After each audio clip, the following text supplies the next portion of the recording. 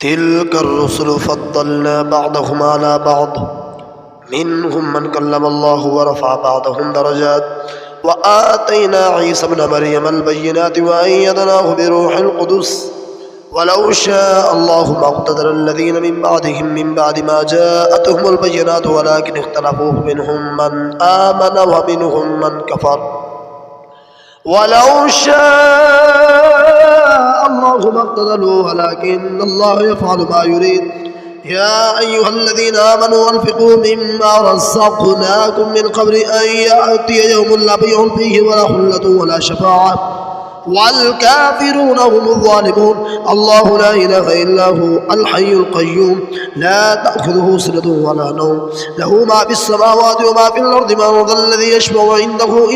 عنده إلا بإذنه يعلم ما بين أيديهم وما خلفهم ولا يحيطون بشيء من علمه إلا بما شاء وسع كرسيه السماوات والأرض ولا يؤوده حفظهما وهو العلي العظيم لا إكراه في الدين قد تبين الرشد من الغي فمن يكفر بالطاغوت ويؤمن بالله فقد استمسك بالعروة الوثقى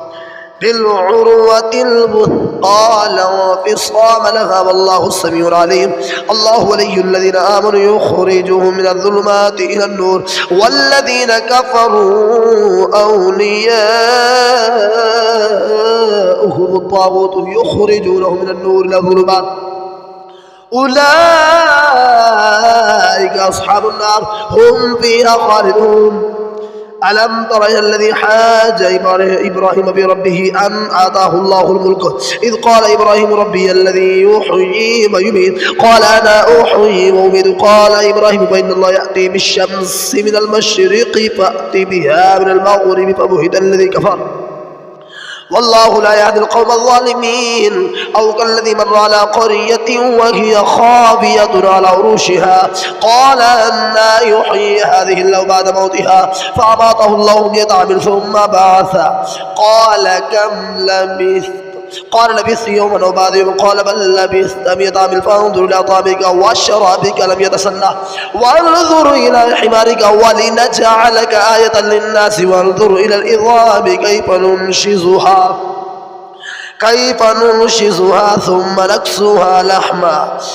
ثم نكسوها لحما فلما تبين له قال أعلم إن الله على كل شيء قدير وإذ قال إبراهيم ربي أرني كيف تحيي الموتى قال أو تؤمن قال بلى ولكن ليطمئن قلبي قال فخذ 4 من الطير فذرهن لك ثم جعل على كل جبل منهن جزءا ثم ادعوهن يأتيك سعيا واعلم أن الله عزيز حكيم مثل الذين ينفقون أموالهم في سبيل الله كمثل حبة أنبتت 7 سنابل في كل سنبلة 100 حبة فالله يضاعف لمن يشاء والله واسع عليم الذين ينفقون أموالهم في سبيل الله ثم لا يتبعون ما أنفقوا منا ولا أذى لهم أجرهم عند ربهم ولا خوف عليهم ولا هم يحزنون قول معروف ومغفرة خير من صدقة يتبوأ والله غني حليم يا أيها الذين آمنوا لا تبطلوا صدقاتكم بالمن والأذى كالذي ينفق ماله رئاء الناس ولا يؤمن بالله واليوم الآخر فمثله كمثل صفوان يضرب فأصابه وابل فتره صلدا لا يقدرون على شيء مما كسبوا والله لا يهدي القوم الكافرين ومثل الذين ينفقون أموالهم ابتغاء مرضات الله وتثبيتا من أنفسهم كمثل جنة بربوة أصحابها وابل فآتت كلها ضعفين فإن لم يصبها وابل قتل والله بما تعملون بصير أيود أحدكم أن تكون له جنة من نخيل وأعناب تجري من تحتها الأنهار له في من كل ثمرة وأصابه الكبر وله ذرية ضعفاء فأصابها إعصار فيه نار فاحترقت كذلك يبين الله لكم الآيات لعلكم تتفكرون يا أيها الذين آمنوا أنفقوا من طيبات ما كسبتم ومما أخرجنا لكم من الأرض ولا تيمموا الخبيث منه تنفقون ولستم بآخذيه إلا أن تغمضوا فيه واعلموا أن الله غني حميد الشيطان يعيدكم الفقر ويأمركم بالفحشاء والله يعدكم مغفرة منه وفضلا والله واسع عليم يؤتي الحكمة من يشاء ومن يؤت الحكمة فقد أوتي خيرا كثيرا وما يذكر إلا أولو الألباب وما أنفقتم من نفقة أو نذرتم من نذر فإن الله يعلمه وما للظالمين من أنصار إن تبدوا الصدقات فإنما هي من تخفضوا والفقراء فهو خير لكم ويكفر عنكم من سيئاتكم والله بما تعملون خبير ليس عليك هداهم ولكن الله يهدي من يشاء وما تنفقوا من خير فلأنفسكم وما تنفقون إلا ابتغاء وجه الله وما تنفقوا من خير يوفى إليكم وأنتم لا تظلمون للفقراء الذين أحصروا في سبيل الله لا يستطيعون ضربا في الأرض يحسبهم الجاهل أغنياء من التعفف تعرفهم بسيماهم لا يسألون الناس إلحافا وما تنفقوا من خير فإن الله بعليم الذين ينفقون بالليل والنهار سرا وعلانية فلهم أجرهم عند ربهم ولا خوف عليهم ولا هم يحزنون الذين يأكلون الربا لا يقومون إلا كما يقوم الذي يتخبطه الشيطان من المس ذلك بأنهم قالوا إنما البيع مثل الربا وأحل الله البيع وحرم الربا فمن جاءه موعظة من ربه فانتهى فله ما سلف وأمره إلى الله ومن عاد فأولئك أصحاب النار هم فيها خالدون يمحق الله الربا ويربي بالصدقات والله لا يحب كل كفار أثيم إن الذين آمنوا وعملوا الصالحات وأقاموا الصلاة وآتوا الزكاة لهم أجر عند ربهم ولا خوف عليهم ولا هم يحزنون يا أيها الذين آمنوا اتقوا الله وذروا ما بقي من الربا إن كنتم مؤمنين فإن لم تفعلوا فأذروا بحرب من الله ورسوله وإن تبتم فلكم رؤوس أموالكم لا تظلمون ولا تظلمون وإن كان ذو عسرة فنازلة إلى ميسرة وأن تصدقوا خير لكم إن كنتم تعلمون واتقوا يوما ترجعون فيه إلى الله ثم توفى كل نفس ما كسبت وهم لا يظلمون يا أيها الذين آمنوا إذا تداينتم بدين إلى أجل مسمى فاكتبوه وليكتب بينكم كاتب بالعدل ولا يأبى كاتب ويكتب كما علمه الله فليأخذ وليؤمن الذي يرى الحق وليتق الله ربه ولا يبخس منه شيئا فإن كان الذي عليه كسبا أو ضعيفا ولا يستطيع أن يمله فليملل ولي بالعدل واستشهدوا شهيدين من رجالكم فإن لم يكن رجلين فرجل وامرأتان ممن ترضون من الشهداء أن تضل إحداهما فتذكر إحداهما الأخرى ولا يأبى الشهداء إذا ما دعوا ولا تساموا أن تكتبوه صغيرا أو كبيرا الأجر ذلك ما قصت عند الله وأقوم للشهادة وأدنى أن لا ترتابوا إلا أن تكون تجارة حاضرة تديرونها بينكم وليس عليكم جناح لا تكتبوها وأشهدوا إذا تبايعتم ولا يضار كاتب ولا شهيد وإن تفعلوا فإنه فسوق بكم واتقوا الله ويعلمكم الله والله بكل شيء عليم وإن كنتم على السفر ولم تجدوا كاتبا فرهان مقبوضا فإن أمن بعضكم بعضا فليعد الذي تؤمن أمانته وليتق الله ربه ولا تكتموا الشهادة ومن يكتمها فإنه آثم قلبه والله بما تعملون عليم لله ما في السماوات وما في الأرض وإن تبدوا ما في أنفسكم أو تخفوه يحاسبكم به الله فيغفر لمن يشاء ويعذب من يشاء والله على كل شيء قدير آمن الرسول بما أنزل إليه من ربه والمؤمنون كل آمن بالله وملائكته وكتبه ورسله لا نفرق بين أحد من رسله وقالوا سمعنا وأطعنا غفرانك ربنا وإليك المصير لا يكلف الله نفسا إلا وسعها لها ما كسبت وعليها ما اكتسبت ربنا لا تؤاخذنا إن نسينا أو أخطأنا ربنا ولا تحمل علينا إصرا كما حملته على الذين من قبلنا ربنا ولا تحملنا ما لا طاقة لنا به واعف عنا واغفر لنا وارحمنا أنت مولانا فانصرنا على القوم الكافرين ألف لام ميم الله لا إله إلا هو الحي القيوم نزل عليك الكتاب بالحق مصدقا لما بين يديه وأنزل التوراة والإنجيل من قبل هدى للناس وأنزل الفرقان إن الذين كفروا بآيات الله لهم عذاب شديد والله عزيز ذو انتقام إن الله لا يخفى عليه شيء في الأرض ولا في السماء هو الذي يصبركم الأرحام كيف يشاء لا إله إلا هو العزيز الحكيم هو الذي أنزل عليك الكتاب منه آيات محكمات هن أم الكتاب أخرى متشابهات فأما الذين في قلوبهم زيغ فيتبعون ما تشابه منه ابتغاء الفتنة وابتغاء تأويله وما يعلم تأويله إلا الله والراسخون في العلم يقولون آمنا به كل من عند ربنا وما يذكر إلا أولو الألباب ربنا لا تزغ قلوبنا بعد إذ هديتنا وهب لنا من لدنك رحمة إنك أنت الوهاب ربنا إنك جامع الناس ليوم لا ريب فيه إن الله لا يخلف الميعاد إن الذين كفروا لن تغني عنهم أموالهم ولا أولادهم إلا شيئا وأولئك هم وقود النار كدأب آل فرعون والذين من قبلهم كذبوا بآياتنا فأخذهم الله بذنوبهم والله شديد العقاب قل للذين كفروا صدقوا لكم تحشرون جهنم يصلى الميعاد قد كان لكم آية في فئات تقاتل في سبيل الله وأخرى كافرة يرون مثل المرايين والله يؤيد بنصره من يشاء إن في ذلك لعبرة لأولي الأبصار زين للناس حب الشهوات من النساء والبنين والقناطير المقنطرة من الذهب والفضة والخيل المصفمة والأنعام والحرث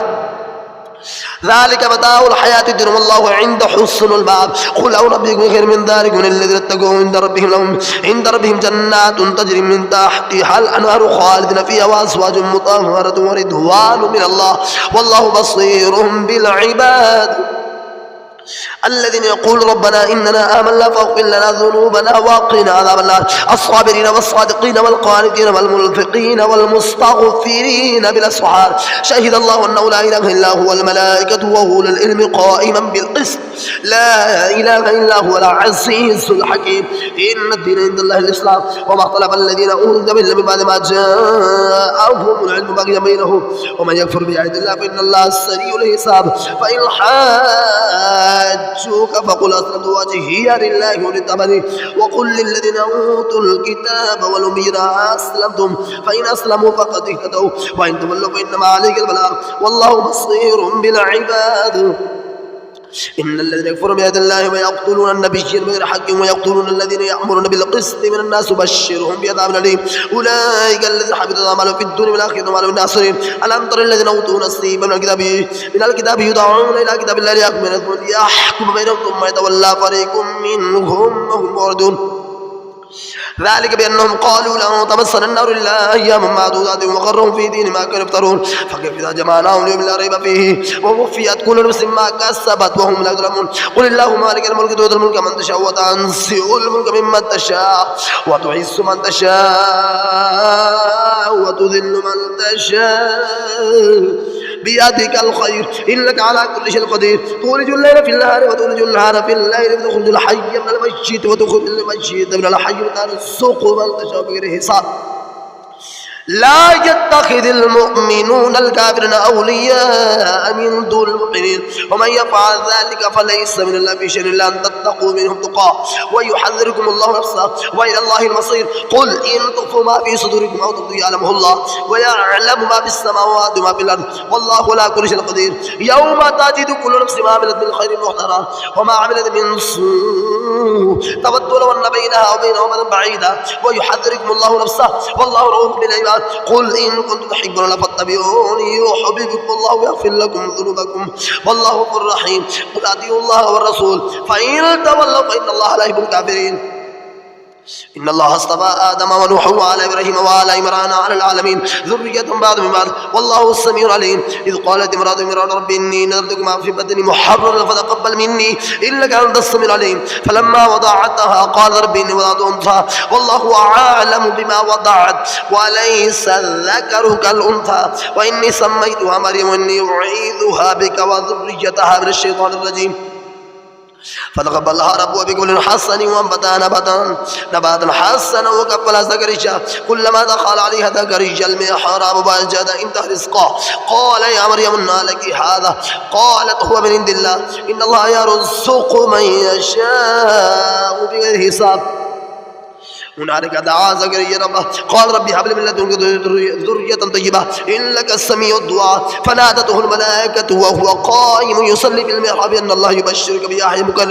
بيحيى مصدقا بكلمة الله من الله وسيدا وحصورا ونبيا من الصالحين قال ربي أنى يكون لي غلام وقد بلغني الكبر وامرأتي عاقر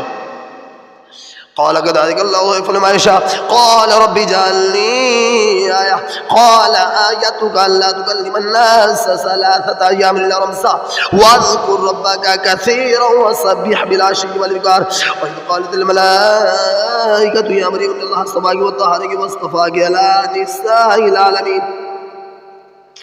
يا مريم اقنتي لربك واسجدي واركعي مع الراكعين ذلك من انباء الغيب نوحيه اليك وما كنت لديهم اذ يلقون اقلامهم ايهم يكفر مريم وما كنت لديهم اذ يختصمون اذ قالت الملائكه يا مريم ان الله يبشرك بكلمه منه اسمه المسيح ابن مريم وجيها في الدنيا والاخره ومن المقربين ويكلم الناس بالمهد وكاهن من الصالحين قالت ربي أنى يكون لي ولد ولم يمسسني بشر قال كذلك الله يخلق ما يشاء اذا قضى امرا فانما يقول له كن فيكون ويعلمه الكتاب والحكمة والتوراة والإنجيل ورسول إلى بني إسرائيل أني قد جئتكم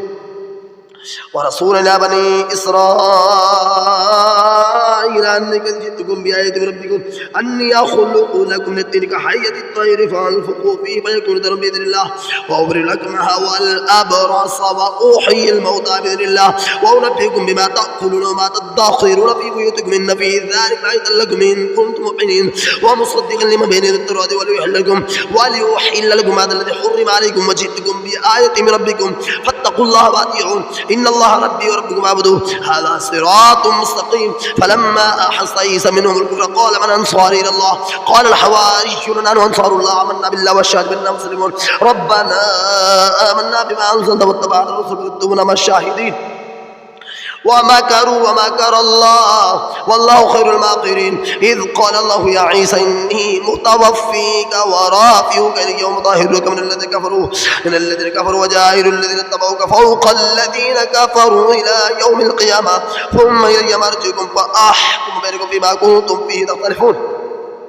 فأما الذين كفروا وعذبوا عذابا شديدا في الدنيا والآخرة وما لهم من ناصرين وأما الذين آمنوا وعملوا الصالحات فيوفيهم أجورهم والله لا يحب الظالمين ذلك نتلوه عليك من الآيات والذكر الحكيم إن مثل عيسى عند الله كمثل آدم خلقه من تراب ثم قال له كن فيكون الحق من ربك فلا تكن من الممترين فمن حاجك فيه من بعد ما جاءك من العلم فقل تعالوا ندعو أبناءنا وأبناءكم ونساءكم وأنفسكم ثم نبتهل فنجعل لعنة الله للكاذبين إن هذا لهو القصص الحق وما من إله إلا الله وإن الله لهو العزيز الحكيم فإن تولوا فإن الله عليم بالمفسدين قل يا أهل الكتاب تعالوا إلى كلمة سواء بيننا وبينكم ألا نعبد إلا الله ولا نشرك به شيئا ولا يتخذ بعضنا بعضا أربابا من دون الله فإن تولوا فقولوا اشهدوا بأننا مسلمون يا أهل الكتاب لم تحاجون في إبراهيم وما أنزلت التوراة والإنجيل إلا من بعده أفلا تعقلون أنتم هؤلاء حاججتم فيما لكم به علم فلم تحاجون فيما ليس لكم به علم والله يعلم أنتم لا تعلمون ما كان إبراهيم يهودي ولا نصراني ولكن كان حنيفا مسلما وما كان من المشركين إن أولى الناس بإبراهيم الذين اتبعوا النبي والذين آمنوا والله ولي المؤمنين ود طائفة من أهل الكتاب لو يضلونكم وما يضلون إلا أنفسهم وما يشعرون يا أهل الكتاب لما تكفرون بآيات الله وأنتم تشهدون يا أهل الكتاب لما تلبسون الحق بالباطل وتكتمون الحق وأنتم تعلمون وقال طائفة من أهل الكتاب آمنوا بالذي أنزل الذين آمنوا وجه النار واكفروا آخره لعلهم يرجعون ولا تؤمنوا إلا لمن تبع دينكم قل إن الهدى هدى الله أن يؤتى أحد مثل ما أوتيتم يحاجوكم من ربكم قل إن الفضل بيد الله يؤتي من يشاء والله واسع عليم يختص برحمته من يشاء والله ذو الفضل العظيم ومن أهل الكتاب من إن تأمنه بقنطار يؤديه إليك ومنهم من إن تأمنه بدينار لا يوده إليك إلا ما دمت عليه قائما ذلك بأنهم قالوا ليس علينا في الأمي سبيل ويقولون على الله الكاذب وهم يعلمون بلى من أوفى بهذه التقوى فإن الله يحب المتقين إلا الذين اشتروا بهذا الإيمان ثمنا قليلا أولئك لا خلاق لهم في الآخرة ولا يكلم الله ولا ينظر إليهم يوم القيامة ولا يزكيهم ولهم عذاب أليم وإن منهم لفريقا يلبون ألسنتهم بالكتاب ليحسبوه من الكتاب وما هو من الكتاب ويقولون هو من عند الله وما هو من عند الله ويقولون على الله الكذب وهم يعلمون ما كان لبشر أن يؤتيه الله الكتاب والحكم والنبوة ثم يقول للناس كونوا عبادا لي من دون الله لكن كونوا ربانيين بما كنتم تعلمون الكتاب وبما كنتم تدرسون ولا يأمركم أن تتخذوا الملائكة والنبيين أربابا أيأمركم بالكفر بعد إذا أنتم مسلمون وإذا أخذ الله ميثاق النبيين لما آتيتكم من كتاب وحكمة ثم جاءكم رسول مصدق لما معكم لتؤمنن به ولتنصرنه قال أقررتم ما أخذتم على ذلك يسري قالوا أقررنا قال فاشهدوا وأنا معكم الشاهدين فمن تولى بعد ذلك فأولئك هم الفاسقون أفغير دين يبدون وله سلمان في السماوات والأرض طوعا وكرها وإليه يرجعون قل آمنا بالله وما أنزل علينا وما أنزل على إبراهيم وإسماعيل وإسحاق ويعقوب والأسباط وما أوتي موسى وعيسى والنبيون من ربهم لا نفرق بين أحد منهم ونحن مسلمون ومن يبتغي غير الإسلام دينا فلن يقبل منه وهو في الآخرة من الخاسرين كيف يهدي الله قوما كفروا بعد إيمانهم وشهدوا أن الرسول حق وجاءهم البينات والله لا يهدي القوم الظالمين أولئك جزاؤهم أن عليهم لعنة الله والملائكة والناس أجمعين خالدين فيها لا يخفف عنهم ولا هم ينظرون إلا الذين تابوا واصلحوا فإن الله غفور رحيم إن الذين كفروا بعد إيمانهم ثم ازدادوا كفرا لن تقبل توبتهم وأولئك هم الضالون إن الذين كفروا ماتوا وهم كفار فلن يقبل من أحدهم ملء الأرض ذهبا ولو افتدى به أولئك لهم عذاب أليم وما لهم من ناصرين